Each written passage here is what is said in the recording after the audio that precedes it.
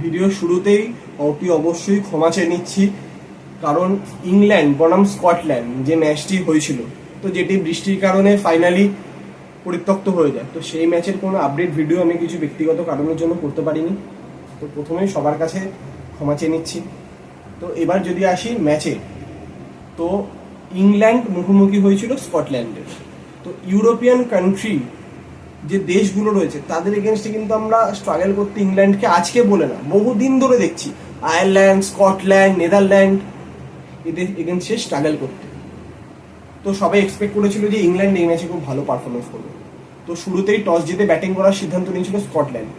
তো বারবার একবার ম্যাচের শুরুতে বৃষ্টি, মাঝে বৃষ্টি, বারবার বৃষ্টির জন্য খেলা বিঘ্নিত হয়।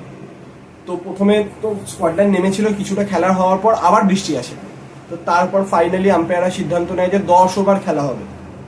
তো প্রথম 10 ওভার ব্যাটিং করে স্কটল্যান্ড। তারা প্রথমে ব্যাটিং করে 90 রান করে কোনো উইকেট না হারিয়ে।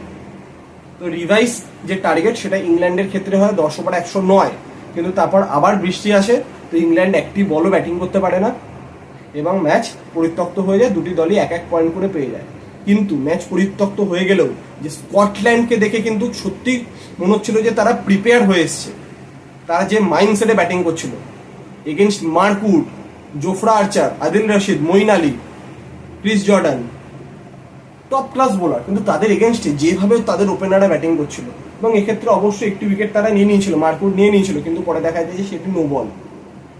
তো আমরা যদি স্কটল্যান্ড দি ওপেনারের কন্ট্রিবিউশন দেখি,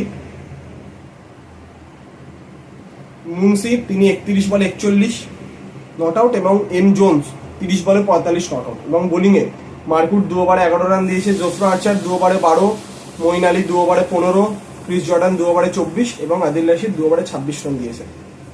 তো এই ম্যাচ বৃষ্টির জন্য পরিত্যক্ত হয়ে যাওয়ার কারণে দুটি দলই এক এক করে পয়েন্ট পায়। সেক্ষেত্রে ইংল্যান্ড তো খুবই হতাশ হবে যে তারা হয়তো বা 10 ওভার 109 চেস করে দিত, কিন্তু তারা সেটা পারলো না।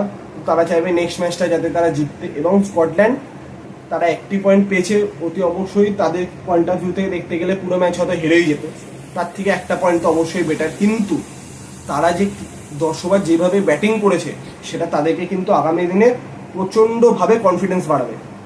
তো আমরা প্রত্যেকে এক্সপেক্ট করবো স্কটল্যান্ডও আগামী দিনে খুব ভালো ক্রিকেট খেলবে এই গোটা ওয়ার্ল্ড কাপ ক্যাম্পেনে, এবং ইংল্যান্ড দল নেক্সট ম্যাচে আবার তারা জয়ের ট্র্যাকে ফিরবে।